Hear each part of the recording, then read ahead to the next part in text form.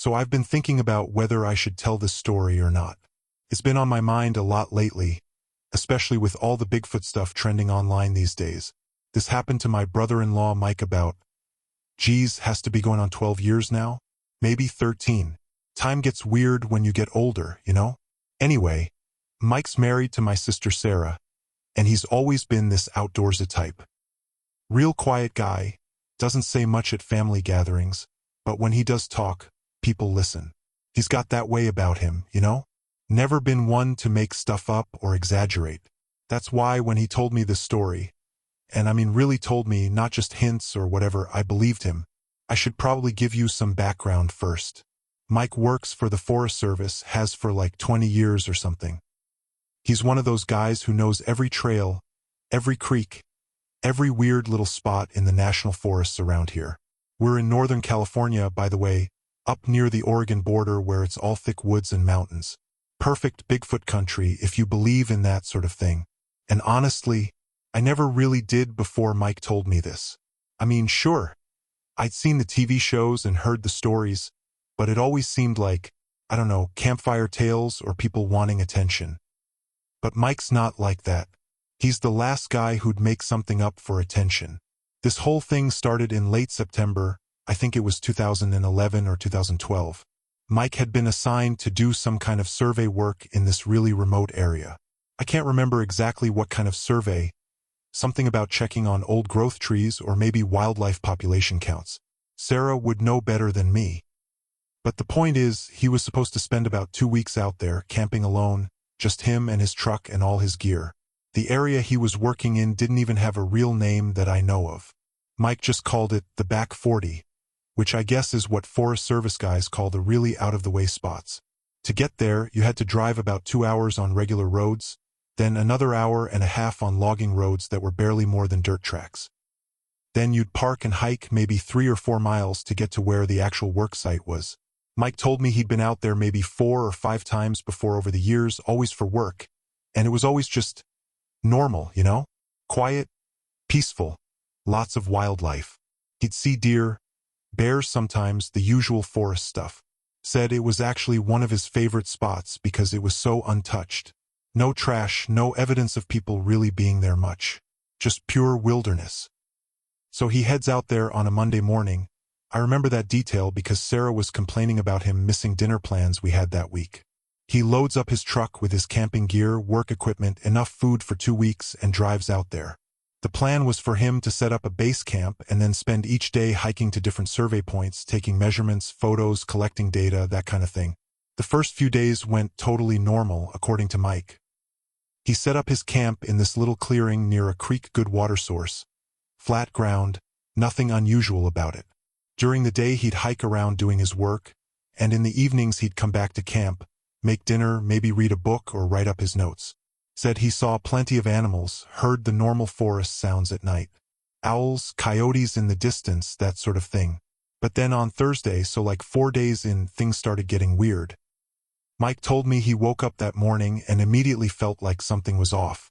You know that feeling when you can't quite put your finger on what's wrong, but your gut is telling you to pay attention? He said it was like that. He got up, made his coffee, and started looking around the campsite to figure out what was bugging him. That's when he noticed his boots were moved. Now, Mike's a methodical guy. Every night before going to bed, he'd set his boots right outside his tent door, same spot, always positioned the same way. Habit from years of camping, I guess. But that morning, they were about 10 feet away from his tent, sitting side by side like someone had carefully placed them there. He told me his first thought was maybe a bear or raccoon had gotten curious and moved them, but that didn't really make sense. If an animal had messed with his boots, they'd probably be chewed up or scattered around. These were just relocated neatly. Mike said he spent a few minutes looking around the campsite for other signs of animals, but everything else seemed normal. His food was still properly stored in the bear canister. Nothing else was disturbed. So he figured maybe he was remembering wrong about where he'd put the boots. People do that when they're alone in the woods for a few days. Start second-guessing themselves. He put on his boots, grabbed his gear, and headed out for the day's work. But he told me he couldn't shake the feeling that something was watching him. Not in a scary way exactly, but just aware. Like when you're in a crowded place and you can feel someone looking at you, but when you turn around, you can't figure out who it was. That feeling followed him around all day. Mike said he kept stopping and looking around, trying to spot whatever was making him feel that way, but he never saw anything out of the ordinary. Just trees, bushes, the normal forest stuff. But the feeling didn't go away. When he got back to camp that evening, everything looked exactly how he'd left it. But as he was making dinner, he started noticing little things. Like there were footprints around his campsite that he didn't remember seeing before. Not human prints. These were way too big and the wrong shape. But not bear prints either. Mike knows bear tracks pretty well, and these were different. He told me they were maybe 18 inches long, really wide, and they looked almost human-like, but bigger, way bigger. And the spacing between them suggested whatever made them walked upright, like a person would, but with much longer strides. Now, Mike's not the type to jump to conclusions. His first thought was maybe they were really old human prints that he just hadn't noticed before, or maybe some kind of deformed bear tracks. He tried to convince himself it was nothing unusual. But deep down, he said he was starting to get a little nervous. That night, he had trouble sleeping. Not because he was scared exactly, but because he kept hearing things. Normal forest sounds, mostly, but there were these other noises mixed in that he couldn't identify. Like branches breaking, but not in the random way they usually break when animals move through the woods. These sounded more deliberate, like something big was walking around out there, trying to be quiet but not quite succeeding. A couple times, Mike said he thought he heard something that almost sounded like breathing. Heavy, slow breathing, but from something much larger than a person. He'd lie there in his sleeping bag, listening as hard as he could, but then the sound would stop and he'd start wondering if he'd imagined it. Around 2 or 3 in the morning, he wasn't sure of the exact time because he was trying not to look at his watch too much. Mike heard his camp stove rattle. Just once, like something had bumped into it or maybe picked it up and set it back down. That's when he decided he needed to take a look.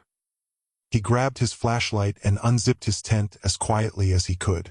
When he poked his head out, everything looked normal at first.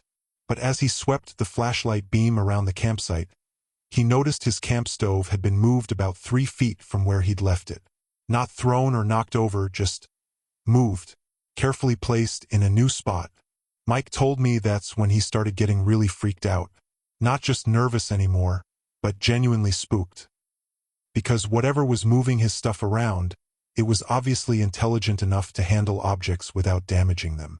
That ruled out pretty much every normal forest animal he could think of. He spent the rest of the night awake, listening. He'd hear those deliberate footsteps circling his campsite, always staying just outside the range of his flashlight when he'd shine it toward the sounds. Sometimes the footsteps would stop for long periods, and Mike said he got the feeling that whatever was out there was just standing still, watching him. But here's the thing, and this is important, Mike never felt like he was in danger. Scared, yeah, because it was unknown and weird, but not like he was about to be attacked or anything. He said it felt more like curiosity, like something was trying to figure him out the same way he was trying to figure it out. When morning came, Mike was exhausted, but he felt a little silly about how worked up he'd gotten. Daylight has a way of making nighttime fears seem less serious, you know? He made his coffee, ate some breakfast, and started getting ready for another day of work. But before he left camp, he decided to look around more carefully. That's when he found the really clear footprint. It was in a patch of soft dirt near the creek, maybe 20 yards from his tent. Mike said it was the clearest track he'd ever seen, way clearer than the partial prints he'd noticed the day before. 18 inches long, about 8 inches wide at the ball of the foot, with what looked like toe impressions at the front. Definitely not a bear print. Definitely not human unless there was a person out there with size 25 feet or something crazy like that. Mike's got a camera for work, so he took pictures of the print from different angles. He said he also put his own boot next to it for scale, and his size 11 boot looked tiny in comparison. The print was pressed pretty deep into the dirt too, which meant whatever made it was heavy. Really heavy. At this point, Mike's starting to think maybe he's dealing with a Bigfoot situation. I mean, what else could it be? He'd heard the stories, seen the TV shows, but he'd never really taken it seriously before. But here he was, alone in the middle of nowhere, with clear evidence that something big and bipedal was walking around his campsite at night. The smart thing would have been to pack up and leave, he told me later. His work wasn't that urgent. He could have come back with a partner or just reported the situation to his supervisor. But Mike's got this stubborn streak, and he was curious. After 20 years of working in the forest, he'd never experienced anything like this. Part of him wanted to see what would happen next, so he decided to stay. That day, while he was out doing his survey work, Mike said he kept that feeling of being watched, stronger than before. Sometimes he'd stop what he was doing and just stand there, scanning the tree line, trying to spot whatever was observing him. He never saw anything directly, but a few times he caught glimpses of movement in his peripheral vision. When he'd turn to look, there'd be nothing there, but he'd swear he'd seen something large duck behind a tree or disappear into thick brush. Around midday, Mike was working in this area with a lot of fallen logs, old trees that had come down in storms or just from age. He was taking measurements and photos when he heard this sound that made him freeze up completely.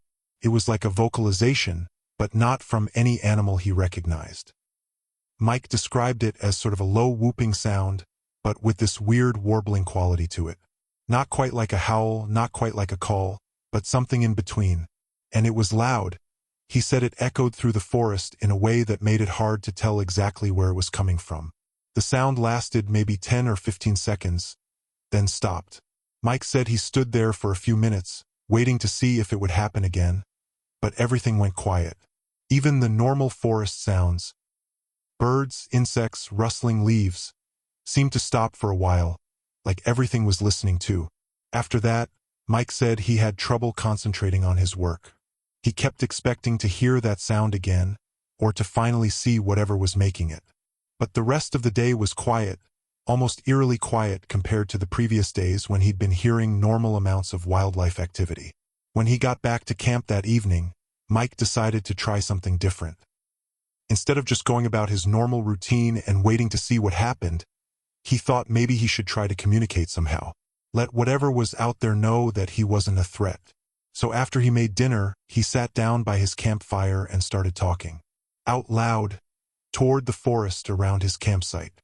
He told me he felt pretty stupid doing it, but he explained that he was just there to do his job, that he'd be leaving in a few days, and that he didn't mean any harm. He said he tried to keep his voice calm and non-threatening, the way you might talk to a spooked animal. Mike said he did this for maybe 10 or 15 minutes, just talking casually about his work, about how beautiful the forest was, stuff like that. He didn't get any obvious response, but he felt like something was listening. The feeling of being watched was stronger than ever, but somehow less tense than it had been. That night, the activity around his campsite was different. Instead of the secretive circling and careful moving of objects, Mike said he heard more obvious sounds of movement. Footsteps that weren't trying to be quiet, branches breaking, what sounded like something large settling down to rest not too far from his tent. And then, sometime after midnight, he heard the vocalization again. That same whooping, warbling sound, but closer this time. Much closer. Mike estimated it was maybe 50 or 60 yards from his tent, which in the thick forest might as well have been right outside. But this time, instead of just lasting for a few seconds, it went on longer. And it changed pitch and rhythm almost like, well, Mike said it almost sounded like it was trying to communicate. Like the way people talk when they're trying to get someone's attention or express something, but you can't understand the language. Mike told me he lay there listening to this for what felt like hours, though it was probably only 20 or 30 minutes. Sometimes the vocalizations would be long and low, sometimes shorter and higher pitched. There were pauses in between, like whatever was making the sounds was waiting for a response.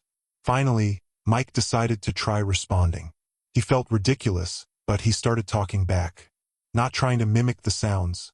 He knew he couldn't do that, but just talking in the same calm, non-threatening voice he'd used earlier. He'd say things like, "I hear you," and "I'm not going to hurt you," and "I'm just visiting your home." And here's the crazy part, the vocalizations seemed to respond to him. When he'd talk, they'd get quieter, more varied in pitch. When he'd stop talking, they'd get louder again, like whatever was making them was trying to encourage him to keep going. This back and forth went on for maybe an hour. Mike said it was one of the strangest experiences of his life, but also kind of amazing. He felt like he was having an actual conversation with something, even though neither of them understood what the other was saying. Eventually, the vocalizations stopped, and Mike dozed off. When he woke up in the morning, he found something that made him realize this whole experience was way more significant than he'd thought. Outside his tent, arranged in a neat line, were 5 pine cones. Not just scattered around randomly like they'd fallen from a tree, but deliberately placed in a straight row, each one about the same distance from the next. Mike said they were all roughly the same size too, like someone had taken time to select them carefully. Next to the pine cones was another clear footprint, this one even more detailed than the one he'd found by the creek. He could see what looked like a heel print, the arch of the foot, individual toe impressions. It was definitely not human, but it was definitely from something that walked upright like a human. Mike took more pictures, including some of the pine cones. He said he spent a long time just staring at that little display, trying to process what it meant. Because it was obviously intentional. Whatever had been visiting his campsite had left him a gift. Or maybe a message. Some kind of communication that went beyond just vocalizations. That was Friday morning, and Mike had been planning to stay until the following Thursday. But looking at those pine cones, he said he realized he was dealing with something way more intelligent and aware than he'd initially thought. This wasn't just some animal being curious about his campsite. This was something that was actively trying to interact with him, to establish some kind of relationship or understanding. And that made him nervous in a whole different way than he'd been before. Over the next few days, the interactions got more frequent and more obvious. Every morning, Mike would find small arrangements of natural objects outside his tent. Pine cones, interesting rocks, pieces of bark arranged in patterns. Always neat, always deliberate, always obviously placed there on purpose. The vocalizations became more regular too, usually in the evening after dark, sometimes lasting for hours. Mike said he started looking forward to them, weird as that sounds. He'd finish his dinner, sit by his campfire, and wait for his visitor to start the nightly conversation. He never saw it directly though. A few times he caught glimpses of something large moving between the trees, but never clear enough to make out details. It was like whatever it was had figured out exactly how close it could get without being seen clearly, and it stayed right at that boundary. Mike told me that by the end of his first week out there, he'd started thinking of the creature, because that's what he was calling it in his head, as almost a friend. Strange as that sounds. He said he'd find himself talking to it during the day while he worked, even though he knew it probably wasn't close enough to hear him. He'd comment on the weather, describe what he was doing, just casual conversation like he might have with a work partner. And he swore it was listening somehow, because sometimes he'd get responses. Not vocalizations during the day, but he'd notice changes in the forest around him. Birds would go quiet suddenly, like something large had moved through the area. He'd hear branches breaking in a pattern that seemed to match his walking rhythm. Little things that could have been coincidence, but after a while, Mike said it felt like a form of communication. The weirdest thing happened on Sunday night, his second Sunday out there. Mike had been getting into a routine with the evening vocalizations. He'd sit by his fire, the creature would start its calls, and they'd have their strange back-and-forth conversation for an hour or two. But that night, the creature did something different.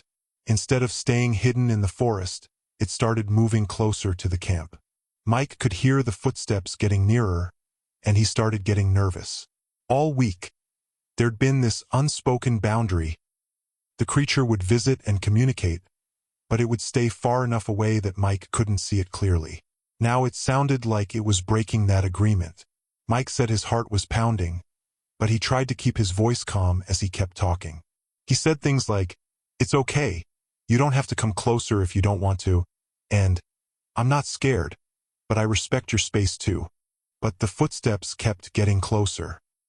Mike estimated it got to maybe 30 yards from his campfire, which in the darkness and thick trees meant it could have been watching him from just outside the circle of firelight. Then it went quiet. Completely quiet. Mike said he sat there for at least 10 minutes, not moving, barely breathing, just listening. He could feel that it was still there, still watching, but it wasn't making any sounds anymore. Finally, he heard something that made his blood freeze. The creature cleared its throat. I'm not kidding, Mike swore to me that it sounded exactly like a person clearing their throat before they're about to speak. That wet, rumbling sound people make, but deeper and louder than any human could produce. Then it spoke. Not words exactly, but something that was clearly an attempt at mimicking human speech. Mike described it as a series of low, rumbling sounds that had the rhythm and inflection of someone trying to say something, but in a voice too deep and too different from human vocal cords to be understood.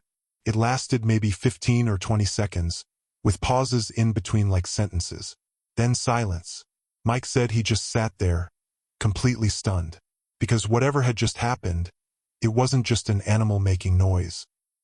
It was something intelligent enough to recognize that humans communicate through speech, and it was trying to copy that, trying to talk to him in his own language even though it couldn't quite make the right sounds. After a few minutes, Mike found his voice and started talking back. He said, "I wish I could understand you," and "thank you for trying to talk to me," and things like that. He kept his voice very calm and gentle, the way you might talk to a scared child. The creature tried speaking again with the same rumbling, almost word sounds. This went on for maybe half an hour, Mike talking in English, the creature responding with its attempt at speech. Neither understanding the other, but both clearly trying to communicate something important. Then, gradually, the creature moved away. Mike could hear the footsteps retreating back into the forest, getting fainter until they disappeared completely. But before it left, it made one more vocalization.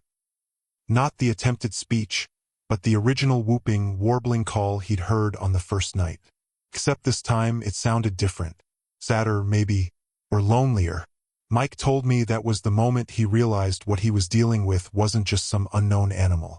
It was someone intelligent, someone lonely, someone who lived in the forest and rarely had the chance to interact with others. Someone who had been watching him all week, trying to figure out how to make contact, and who had finally worked up the courage to try direct communication. That changed everything for Mike. Up until then, he'd been fascinated but also a little scared, like he was having a close encounter with a dangerous wild animal. But after hearing the creature try to speak, he said he just felt sad for it.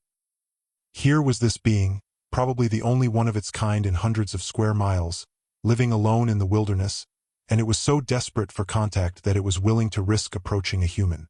The next morning, Monday, Mike found the most elaborate arrangement yet outside his tent.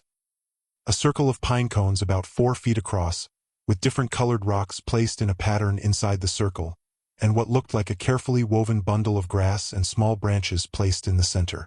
It was clearly meant as a gift, and it had obviously taken a lot of time and effort to create.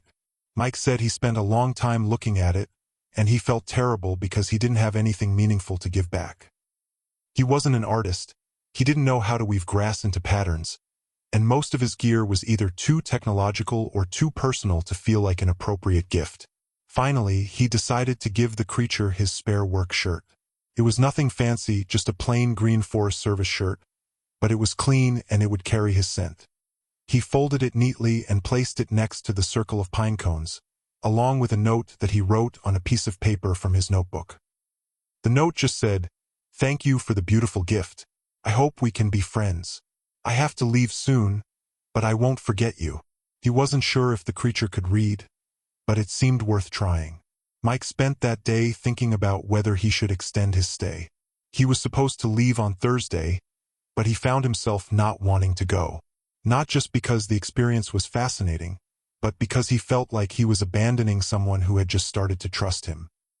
Someone who was probably going to go back to being alone in the forest for who knows how long. But he also knew that his supervisor was expecting him back, and Sarah was expecting him home. And honestly, he wasn't sure how much longer he could handle the emotional intensity of the situation. Because that's what it had become, emotionally intense. He felt responsible for this creature somehow, like he'd started something that he didn't know how to finish properly. That evening, the creature came back for another conversation, but it seemed different. The vocalizations were quieter, less frequent. Mike got the impression that it could sense he was planning to leave soon.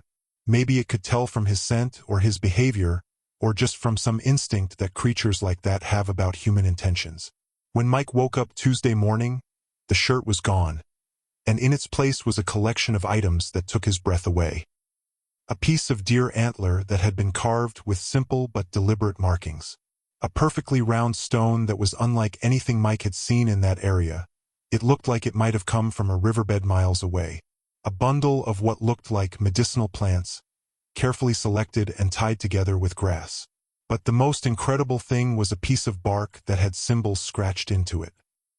Not random scratches, but deliberate markings that looked almost like a primitive form of writing. Mike said they weren't like any human writing system he'd ever seen, but they were clearly intentional communication of some kind. He took pictures of everything, especially the bark with the symbols. He said he spent hours studying those markings, trying to figure out what they might mean. Some of them looked like simple drawings, what might have been trees or mountains or water. Others were more abstract, like geometric patterns or symbols that didn't represent anything obvious. Mike never figured out what the symbols meant, but he was convinced they were some form of language.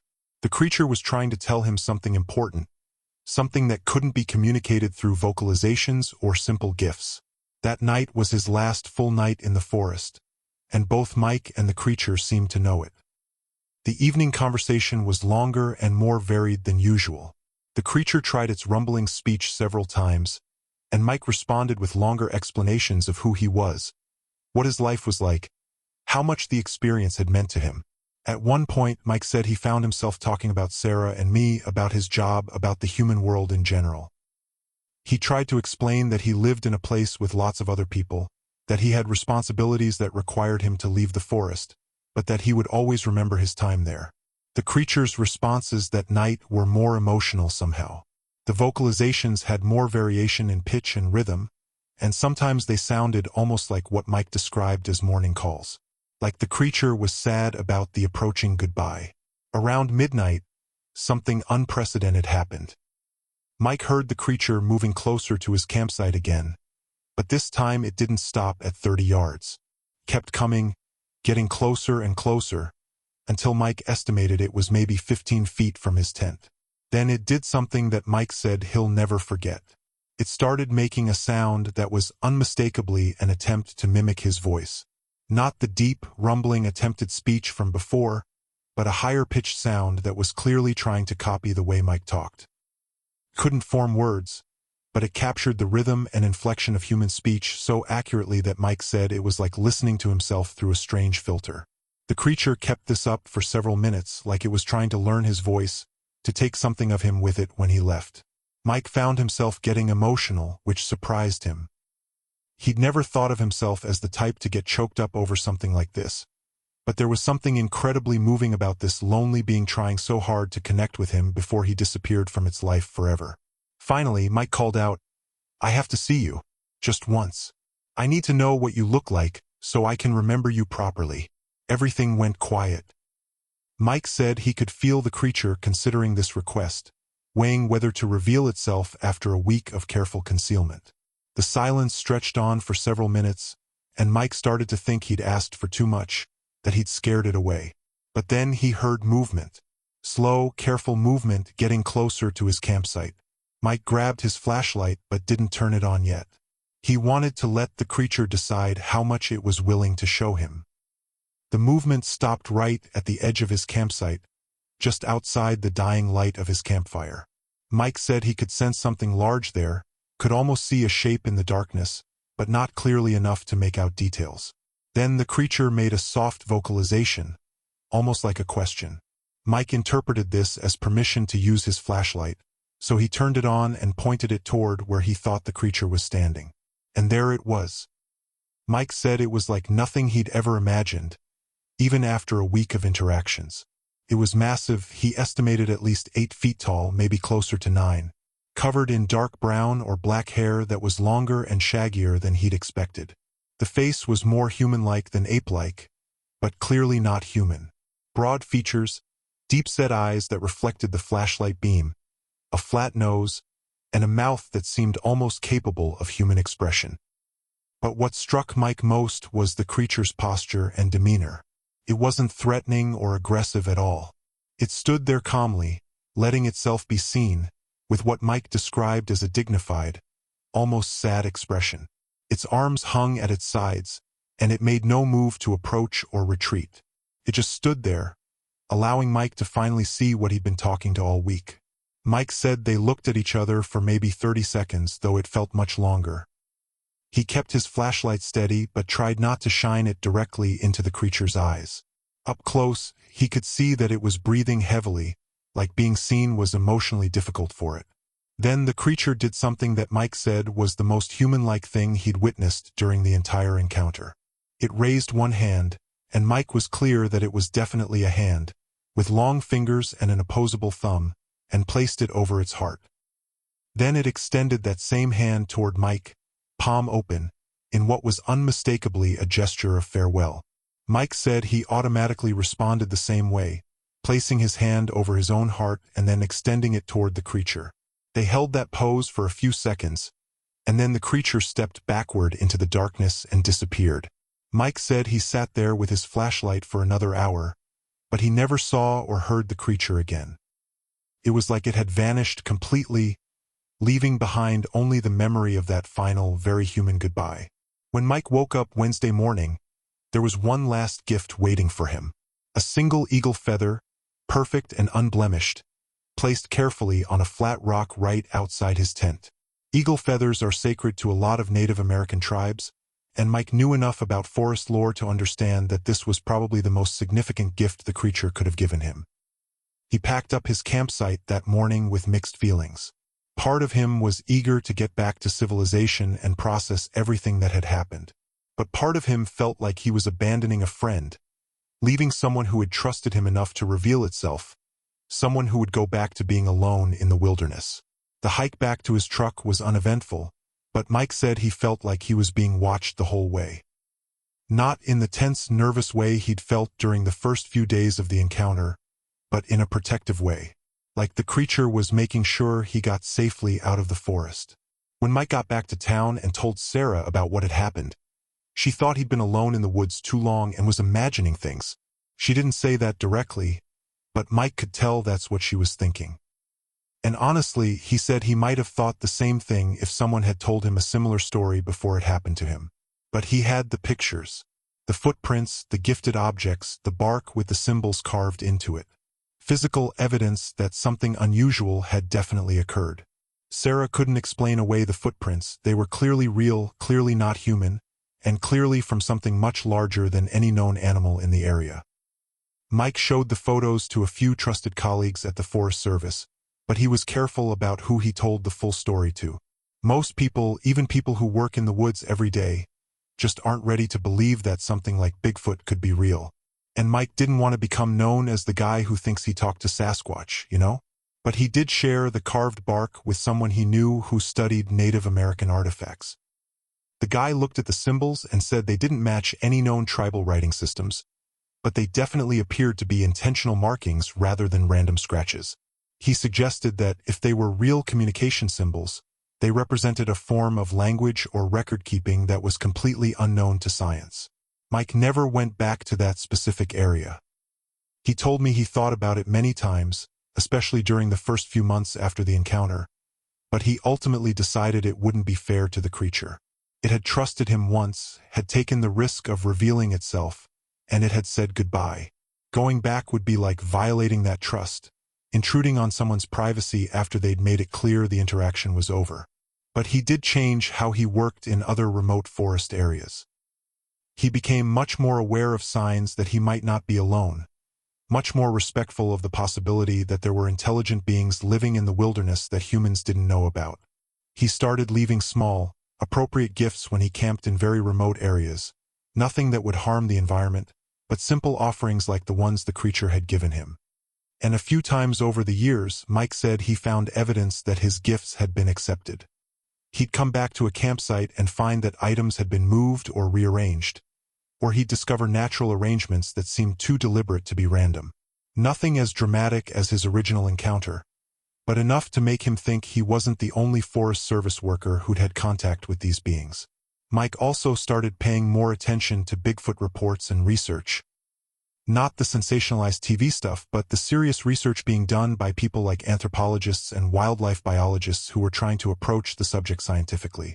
He found out that his experience, while unusual in its duration and intimacy, wasn't completely unique. There were other documented cases of Bigfoot creatures leaving gifts for humans, trying to communicate, displaying intelligence and curiosity rather than aggression. What really convinced Mike that his experience was part of a larger pattern was reading about similar encounters in other parts of the country. People in Washington State, Oregon, Northern California, British Columbia, all describing interactions with large, bipedal, apparently intelligent creatures that seemed more interested in communication than in avoiding or threatening humans. The common elements were striking. The careful observation from a distance before making contact. The gift-giving behavior. The attempts at vocalization and even primitive speech. The obvious intelligence and emotional complexity.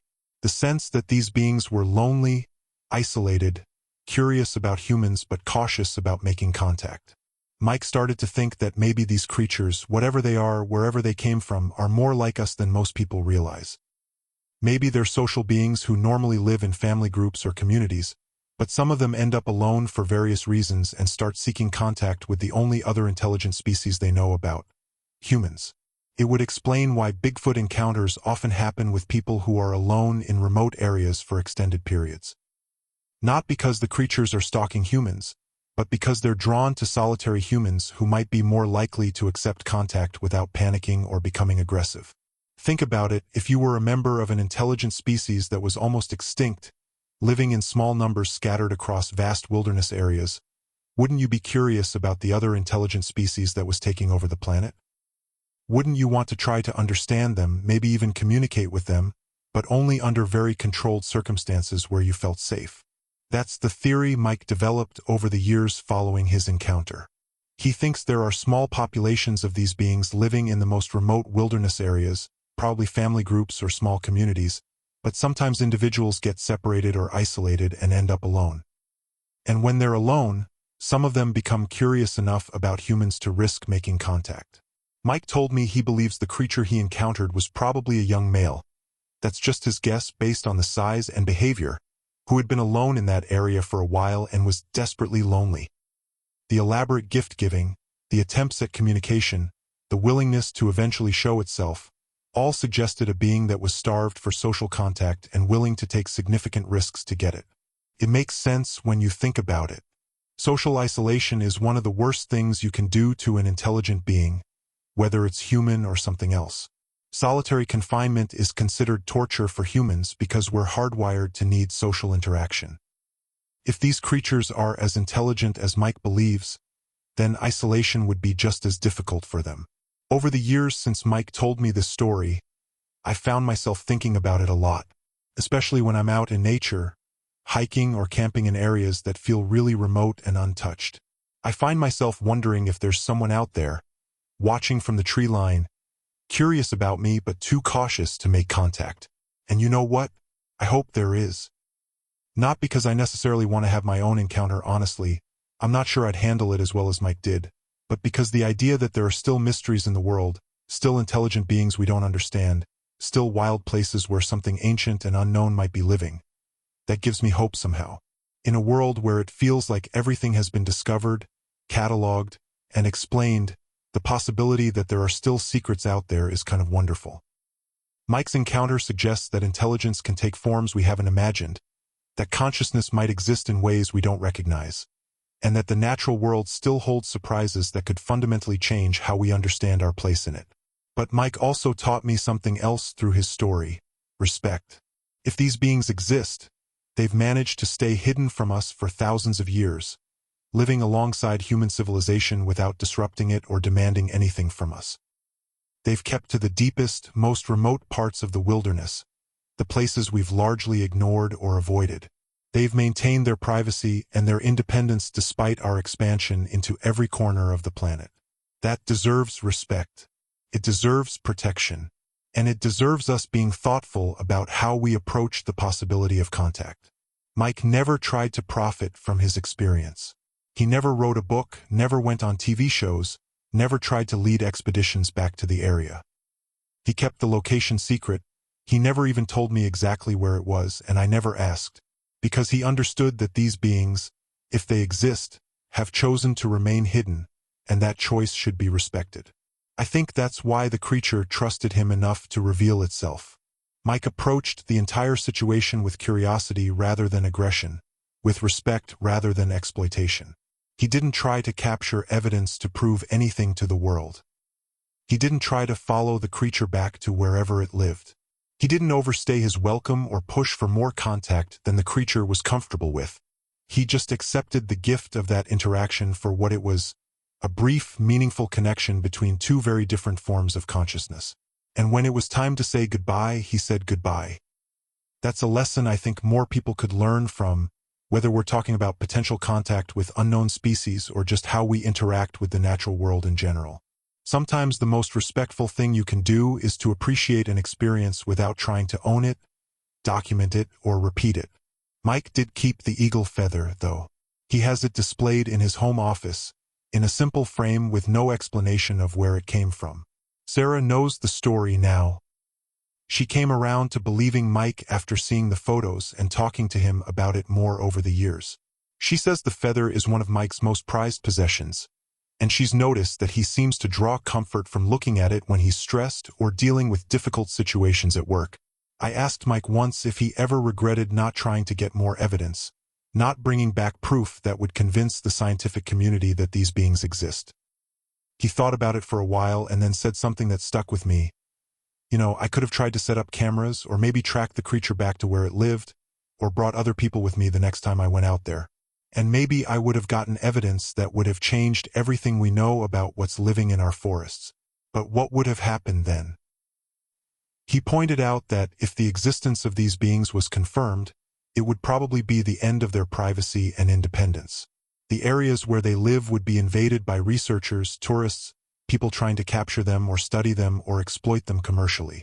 The government would probably get involved, maybe the military. These beings would go from being free and hidden to being specimens and attractions. I realized, Mike said, that proving they exist might be the worst thing I could do for them. Maybe the kindest thing is to let people think stories like mine are just stories, while the real beings get to keep living their lives in peace. That's a perspective I'd never considered before Mike shared it with me. We're so focused on discovery and proof and scientific validation that we don't always think about the consequences of those discoveries for the beings or ecosystems we're studying. Sometimes keeping a secret is more ethical than revealing a truth. But Mike also said he thinks these beings won't be able to stay hidden forever. Human encroachment into wilderness areas is accelerating, climate change is altering the ecosystems they depend on, and there are fewer and fewer truly remote places for them to live undisturbed. He thinks that eventually, contact between humans and these beings is going to become more frequent and more obvious, whether the beings want it or not. When that happens, and Mike thinks it will happen within the next 20 or 30 years, he hopes that people will remember stories like his and approach these beings with respect and curiosity rather than fear or exploitation. He hopes that by the time contact becomes unavoidable, enough people will understand that we're dealing with intelligent, conscious beings who deserve the same consideration we'd want if the situation were reversed. That's part of why Mike finally told me the full story, and why he's okay with me sharing it with others. Not to convince anyone that Bigfoot is real. He says people will believe what they want to believe regardless of what he says, but to plant seeds of respect and understanding in case these encounters become more common in the future. Mike has one other theory that I find really intriguing. He thinks that these beings might actually be trying to prepare us for more open contact by gradually acclimating humans to their existence through encounters like his. Think about it. Why would a creature that has successfully avoided human contact for thousands of years suddenly start revealing itself to selected individuals? Maybe because they can see the same changes Mike sees. The shrinking wilderness, the changing climate, the increasing likelihood that their hidden existence will be discovered whether they want it to be or not. Maybe some of them have decided that it's better to start making contact on their own terms, with carefully chosen humans who seem likely to respond with respect rather than aggression. If that's true, then encounters like Mike's might be part of a larger, very slow, very careful process of introduction. A way for these beings to test how humans might react to their existence before they have to reveal themselves more broadly. It's just a theory, but it makes sense to me. If I were in their position, a member of a small, hidden population that was running out of places to hide, I might try the same approach. Find the humans who seem most likely to be accepting, make contact under controlled circumstances, and see how they react. Build up a small group of humans who know about us and respect us, so that when broader contact becomes inevitable, we have some allies and advocates. Mike thinks he might have been part of that process without realizing it at the time. The creature that chose to reveal itself to him might have been testing whether humans could be trusted with knowledge of their existence. And based on how Mike handled the situation with respect, discretion, and protection of their privacy, maybe he passed that test. If that's true, then there might be other people out there who've had similar encounters, other humans who've been quietly contacted and evaluated by these beings. People who've been trusted with the secret and who've proven themselves worthy of that trust by keeping it. That's a pretty wild idea, I know. But after hearing Mike's story and thinking about it for all these years, I've come to believe that the world is a lot stranger and more wonderful than most of us realize. And if there are intelligent beings out there who've been watching us, studying us, trying to figure out whether we can be trusted, well, I hope more of us can measure up to the standard Mike set. Mike still works for the Forest Service, still spends a lot of time in remote wilderness areas. He's never had another encounter as dramatic as the one I've been telling you about, but he says he's had smaller experiences that make him think he's not alone out there. Gifts left at campsites, arrangements of natural objects that seem too deliberate to be random, the sense of being watched from just outside the range of vision. He's also become something of an unofficial resource for other Forest Service employees and researchers who've had experiences they can't explain. Word has gotten around, quietly, that Mike is someone you can talk to about unusual encounters without being laughed at or reported to supervisors who might think you're losing your grip on reality. Over the years, Mike has collected dozens of stories from people who've had their own possible Bigfoot encounters. Not all of them as detailed or intimate as his, but enough to convince him that these beings are more common than most people realize, and that they're having contact with humans more frequently than the official record would suggest. Most of these encounters follow a similar pattern to Mike's experience. They happen to people who are alone in very remote areas for extended periods. The beings seem curious rather than aggressive, more interested in observation and communication than in hiding or scaring people away. There's often gift-giving behavior, attempts at vocalization, and signs of intelligence and emotional complexity. And in almost every case, the human involved chooses to keep the encounter private rather than reporting it officially or trying to profit from it. Mike thinks this is partly because people know they won't be believed, but also partly because something about these encounters creates a sense of responsibility and protectiveness toward the beings involved. People who've had these experiences seem to understand instinctively that they've been trusted with something precious and fragile, and that breaking that trust would be a betrayal of something important. It's like the beings have a way of inspiring respect and loyalty in the humans they choose to contact. Mike has started to wonder if this might be an evolved trait, the ability to inspire protective behavior in other intelligent species. If these beings have been living alongside human civilization for thousands of years while remaining hidden, they would have needed some way to ensure that the humans who did encounter them would keep their secrets. Maybe they've developed behavioral or even biochemical ways of encouraging discretion and loyalty in the humans they interact with. That might sound far-fetched, but we know that many species have evolved sophisticated ways of manipulating the behavior of other species for their own survival. And if these beings are as intelligent as Mike believes, it's not unreasonable to think they might have developed psychological strategies for managing their relationship with humans. Whatever the explanation, the pattern is consistent. People have encounters, people keep quiet about them, and the beings continue to live their hidden lives in the deep wilderness. It's a system that has apparently worked for a very long time, but Mike worries that it's becoming less sustainable as wilderness areas shrink and human encroachment increases. He thinks we're approaching a tipping point where these beings will have to make a choice. Either make more direct contact with human civilization, or retreat even further into the most remote and inaccessible areas and risk gradual extinction as their habitat disappears. Mike hopes that if they do choose more direct contact, humans will be ready for it. That's part of why he's started sharing his story more openly in recent years, why he's willing to have me tell it to others. He wants people to start thinking about the possibility that we're not the only intelligent species on this planet, and that if we do make contact with others, we should approach that contact with humility and respect rather than fear or arrogance. Because Mike is convinced that these beings have a lot to teach us. About living sustainably in natural environments, about maintaining small communities without destroying the ecosystems they depend on, about intelligence that doesn't require technology or domination over nature. They've survived in the wilderness for thousands of years without tools or agriculture or industry, which suggests they understand things about sustainable living that we've forgotten or never learned. Mike thinks that contact with these beings could be one of the most important things that happens to human civilization in the next century. Not because they represent a threat, but because they represent an alternative way of being intelligent and conscious in the world. A way that might be essential for our own survival as we face climate change and environmental collapse.